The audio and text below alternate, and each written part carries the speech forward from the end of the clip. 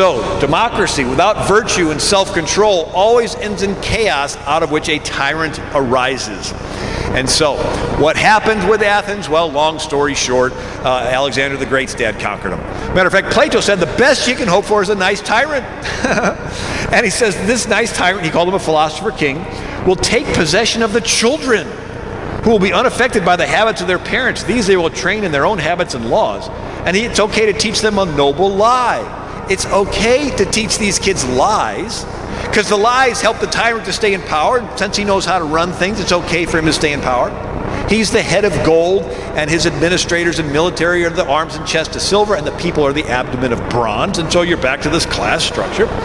Anyway, Harry S. Truman said, without a firm moral foundation, freedom degenerates quickly into selfishness and license. Unless men exercise their freedom in a just and honest way within moral restraints, a free society can degenerate into anarchy.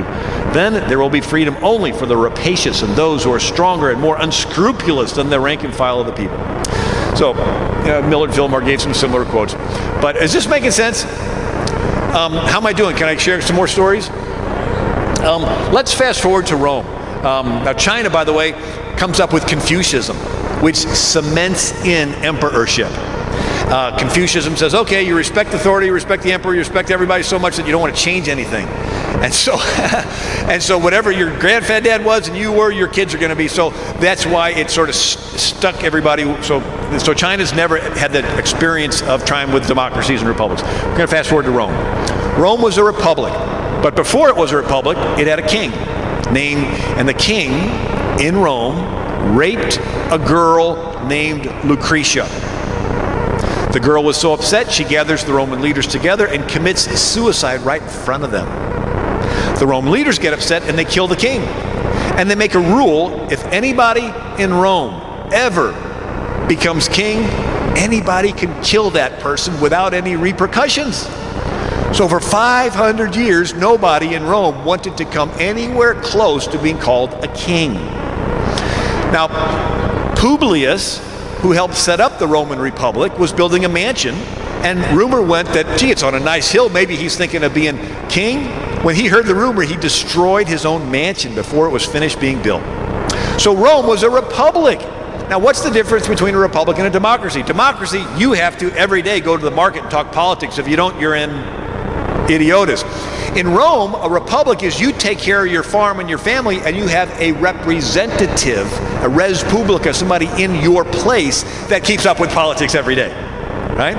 And now in Rome, they had 600 representatives called senators, but they were not elected, they were hereditary, sort of like ours. Anyway, now, these senators went back to the patres, or the founders of the Roman Republic. They were the families. And as the time went on, they became wealthy and the people got in debt. And so there was somebody that was from a bankrupt aristocratic family. His name was Julius Caesar. Julius Caesar is so bankrupt, he has to join the military to escape debt collectors. And it turns out he's a really good general. And Julius Caesar conquers in Gaul or France and brings back a lot of booty into Rome, like slaves, and gives them away. And so everybody begins to like this Caesar guy because he's giving out free slaves. He decides to be a senator. He does an under-the-table agreement with a guy named Pompey. Pompey was the rich Republican establishment guy. He sort of wanted to keep the status quo. Yeah, I know the aristocrats have a little bit more, the people are in debt, but we're still doing pretty good, so let's just keep it. And then there was a guy named Crassus. He was the richest guy in Rome. He was like the George Soros, okay? He was like the richest guy, and he underwrote Caesar, and this is called the triumvirate, or rule of three. Crassus dies in 53 BC. It turns into a tug-of-war between Caesar and Pompey. And since Pompey is the rich Republican establishment guy, Caesar goes to the people and says, I'm for you against those terrible rich people. And Caesar doesn't have any money. And so what does Caesar do? He goes to the federal treasury, the Temple of Saturn, where there was 400 years of Roman gold locked up in this Temple of Saturn, 15,000 bars of gold, 30,000 bars of silver. He takes all this and he buys supporters to get rid of Pompeii. He says, use money to get men, use men to get money. Sort of like using federal funds to funnel toward Acorn, right? The union and government employees, you use the money that belongs to the people, the city treasury, and use it to buy your supporters. Anyway, here is Will and Ariel Durant. They wrote, in Italy, rival factions competed in wholesale purchase of votes. In 53 BC, Julius Caesar, one group of voters received 10 million sesterces for its support. They didn't have finance laws. They would simply go out and buy the voters. And anyway, once Caesar got in office, did he tell the people, you help me get here, you can help me run Rome? No way. He made himself dictator for life. This is the one that these New England different churches tried to do, and which found its way into our Declaration of Independence, that all men are endowed by their Creator. Not the king, the men are, and then they just choose themselves, the leaders from amongst themselves from the bottom up. So, here is the, John Jay said, the people are the sovereign in this country, right? The people are the king. Here's Gerald Ford. Never forget that in America, our sovereign is the citizen. The state is the servant of the individual. It must never become an anonymous monstrosity that masters everyone. So, we go through history, and I'm going to fast forward through time. There's the Roman Empire, and then we got the Mayans and powers concentrated, and then the Aztecs and the Han Dynasty. Matter of fact, I did a DVD on St. Patrick, and throw this story in. China built the Great Wall of China, and the Huns and Mongols could not attack into China as well, and so they turned west. And it started a domino effect of tribes across Central Asia that began to spill over into Rome. So Rome was being invaded by illegal immigrants, right? They were the Ostrogoths and Visigoths and Anglos and Saxons. And at first they came slow, worked as servants and so forth. Then they came so fast, they kept their own German, French, and Anglo languages, sort of a little Tex-Mex mix there, and it broke up the unity of the Roman Empire. And then Rome had to have its military stretched all around the world, putting out these global fires. And that was so expensive, they had to raise taxes. And so the tax collector was worse than the barbarian, is what they would say. And then the emperor didn't want to get the people to throw him out, so the whole city of Rome was on welfare. And they would put on violent entertainment to distract the people that their empire is falling, and so it's called bread in the circus. And then they had all kinds of immorality and so forth, and they even had exposure of unwanted infants. So the mother would bear the child, lay it at the father's feet. If he picked it up and liked it or thought they could afford it, they'd keep it. If not, she would have to put it in a box outside and expose it to the elements. Right? A lot of early church leaders would condemn that practice, but sort of like today with abortion. Anyway, they had big government corruption, bureaucracy. They had outsourced all their grain production to North Africa.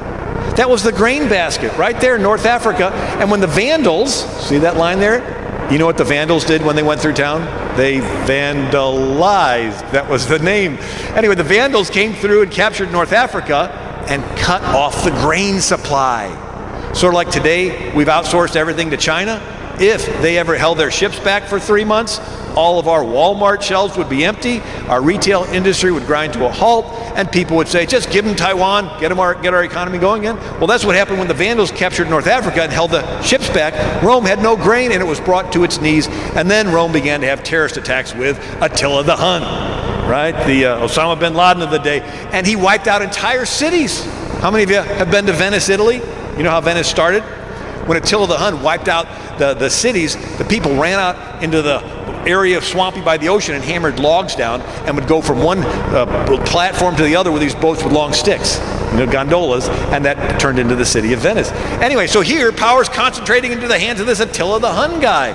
And but in the meantime, St. Patrick, Britain was a Roman colony, and so Rome pulls their legions back from the frontiers. Rome decides to bring our troops home. Well, they bring them home, and this Roman colony in Britain is now left unprotected, and different marauding bands come and capture people and sell them into slavery, and Patrick was sold as a slave in Druid, Ireland. And he's over there for 30 years, and he ends up becoming a missionary, and he uses the three-leaf clover to teach the Trinity, and he converts 120,000 of them and starts 300 churches.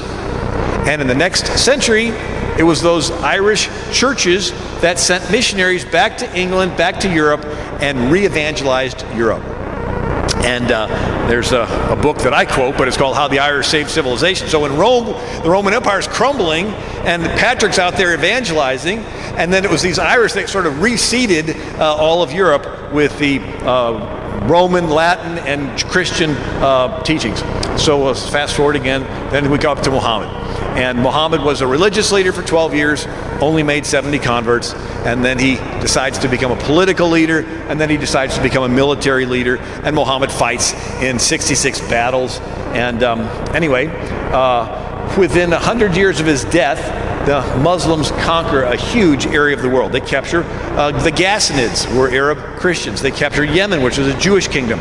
They capture Jerusalem and Syria and Egypt and Armenia, and they into Persia, and then all of North Africa. Again, there used to be 250 Catholic dioceses. They invade Spain, and then they get Rhodes and Sicily and Corsica and Sardinia.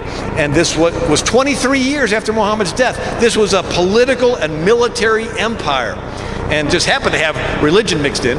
But this was the largest empire in the world, concentrated, all controlled by one person, a caliph.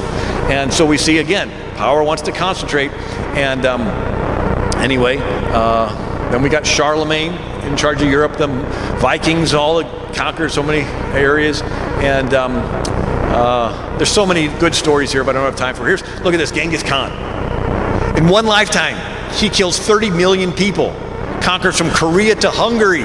This is the largest contiguous land empire in world history, all controlled by one guy, Genghis Khan. This is in the human DNA. It wants to happen over 6,000 years. It keeps happening. And each time the area they cover gets bigger and bigger and bigger until you finally get up to, by the way, Incan Empire, South America, talk about government employees. Everybody was an employee of the state. And the head of the state was their king, who claimed to be a delegate of the sun god. Right? I am really, really special, and you're just... and then we got the Spanish Empire. King Charles V of Spain. This now was the largest empire in the world. The Spanish Empire, all the Americas and the Philippines and so forth. And then we keep going up to the Portuguese. There's so many great stories we don't have time for. And then we work our way up. Now this is the Dutch. I told you about Israel attempting to have a government without a king. Rubber band snaps back. Talked about Athens, wanted a government without a king, rubber band snaps back. Talked about Rome, wanted a government without a king, rubber band snaps back. Another one was Holland. It was originally controlled by Spain. They broke away, and they had 7 united Netherlands, and so it was a republic. And they didn't have a king that would tax people and the rich guys to do endeavors, and so they came up with something called the East India Tea Corporation, the Dutch corporation. And during Catholic Europe, they couldn't have companies because usury was a sin, right? Paying interest. And so it wasn't until the Protestant movement happened in Europe, and then they started companies. The very first company was started by Holland. And so you could invest money in a boat going to Indonesia, and it would come back with spices and sell for a lot, and you would get paid back money with interest. And now if that boat's over there and you have your piece of paper and you want to sell it, you go to something called the Amsterdam Stock Exchange. They invented the stock exchange. And they settled an area called New Amsterdam, right there. And they had a New Amsterdam Stock Exchange along a street where there was a wall. And when the British took over New Amsterdam, they turned it into New York. It turned into the New York Stock Exchange, or Wall Street.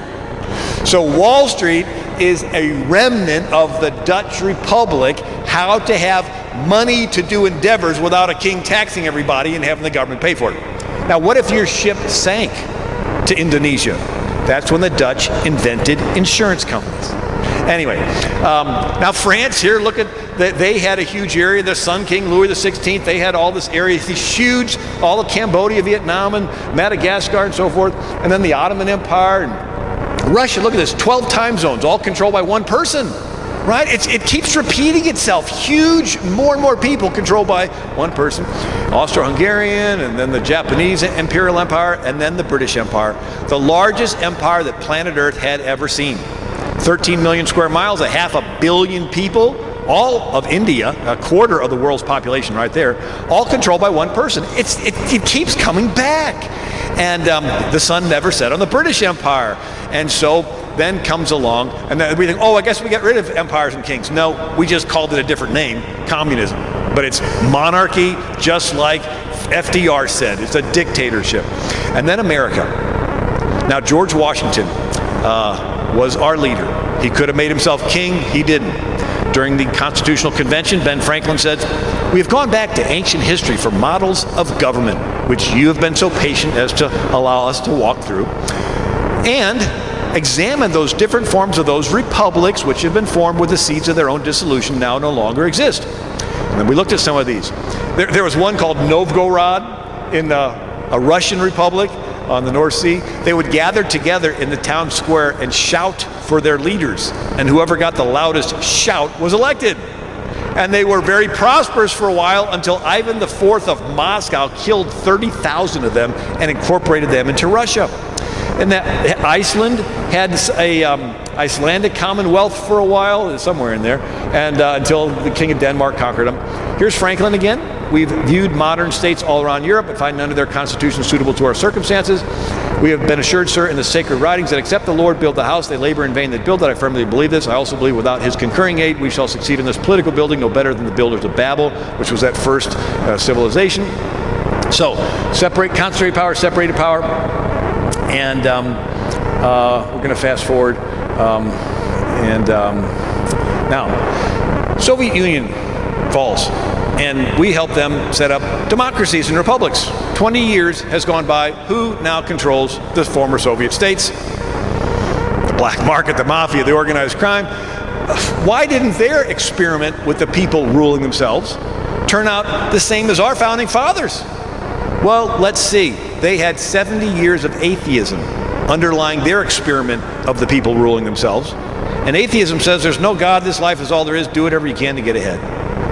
Then we look at some of these countries in the Middle East, and we see the rugs pulled out from underneath the Shah of Iran and pulled out from underneath of Mubarak in Egypt. And we see all these, dictators are thrown down, and we introduce democracy into these Muslim countries. How come whenever you introduce democracy into a Muslim country, it inevitably gets taken over by what I call the Black Panther Muslim Brotherhood? They institute Sharia law, which relegates women and non-Muslims to a second-class status.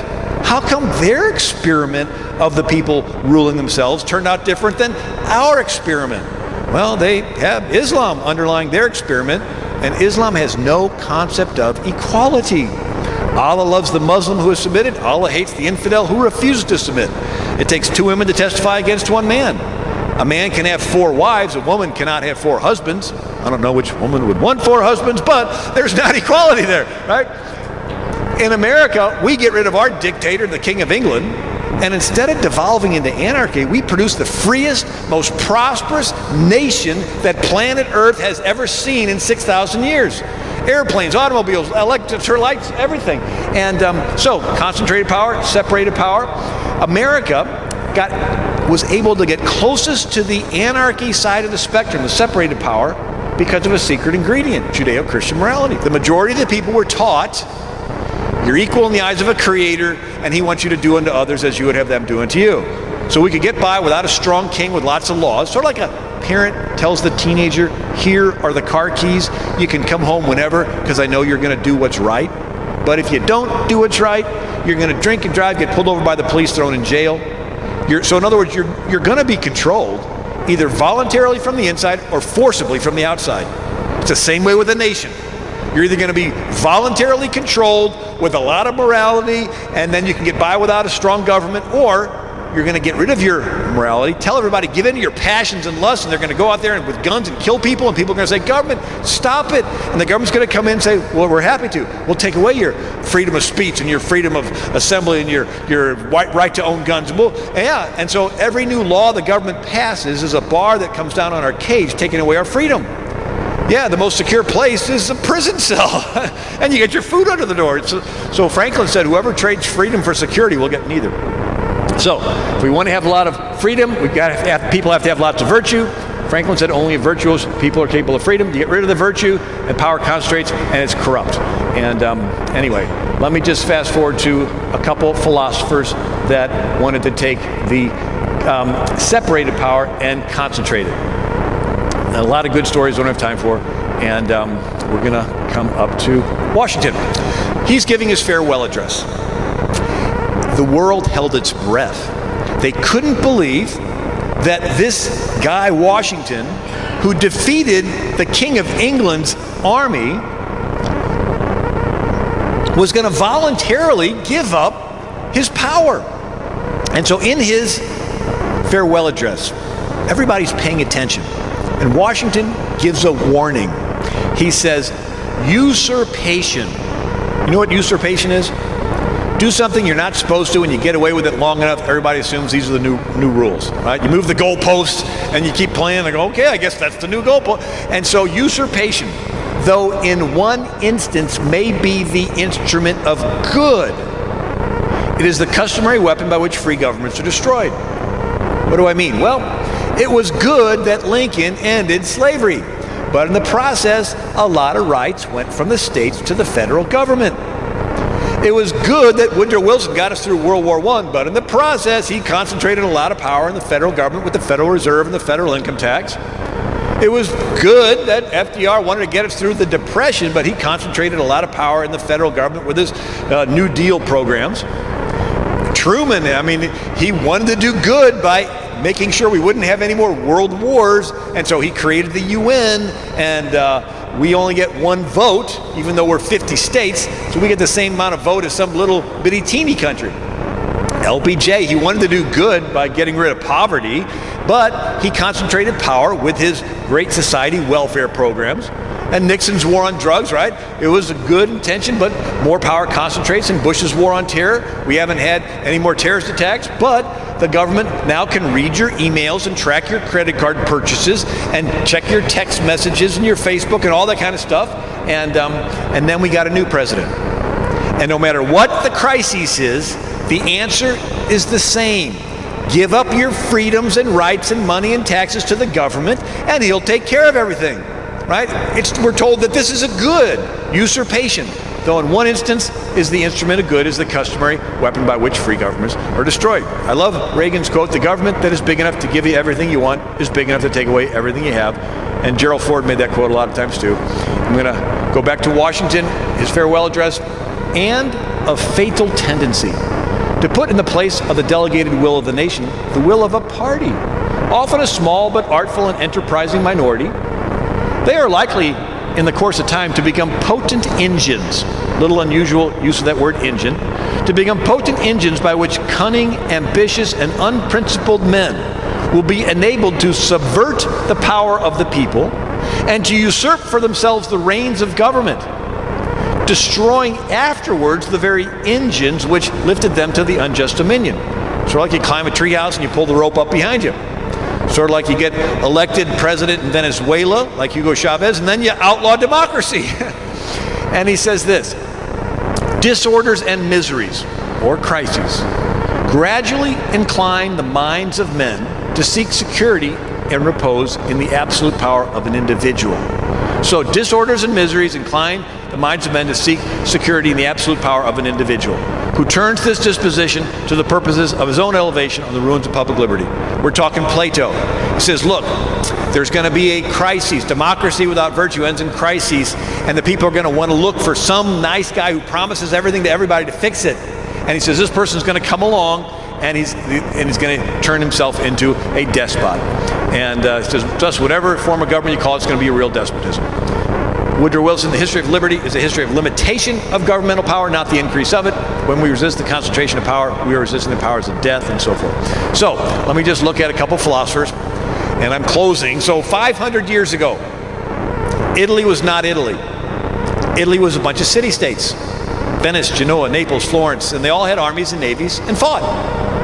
And a guy named Machiavelli thought, you know, if one prince could control all of Italy, it would stop the infighting. So he writes a book called The Prince, where he advocates the ends justifies the means.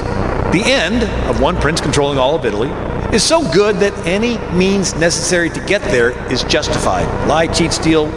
So here's a scenario. Prince wants to conquer a city. City does not want to be conquered. They would hate him. But if the prince pays some criminals under the table to burn barns, kill cows, and create crisis and terror, the people would cry out for help. The prince would come in and kill the very criminals that he bribed. Nobody would know the better for it, and they would praise the prince as a hero. So it's good marketing. You create the need and fill it. You go around the back of the house and set it on fire, and then you go around the front of the house and sell them a fire extinguisher, and they'll pay anything for it and thank you for being there. It's called Machiavellianism, where you create or capitalize on a crisis to consolidate control.